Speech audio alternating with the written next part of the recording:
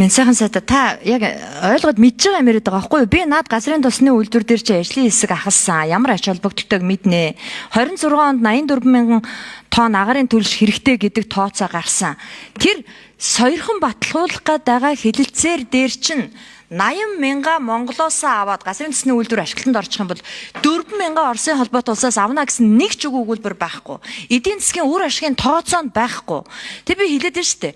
Газрын тосны үйлдвэр чинь хэрэгтэй юм бол өнөөдөр энэ хуулиа батал тэр хэлцээрээ зогсоох хэрэгтэй байхгүй юу? Эсвэл тэрэндээ өөрчлөлт оруул. Ингэж л яриад байгаа ш. Тэрнээс би энэ үйлдвэрийг мэдэхгүйдээ яриад байгаа юм биш ээ. Наадах чи мэдхийн дэдэр мэднэ. Анх дэмжижсэн гишүүдийнх нь нэг би эндээс сангийн сайд Алдар Жохлон хоёроос юм асуумааргүй байна. Яг бол бид нар санал нэг байна заяа. Би гол нь дамжин юмас энэ асуудлыг ярих ёстой. Үгүй харин тийм. Тэгээ одоо бид нар яах юм? Байхгүй хүн тэгээд гүү энийг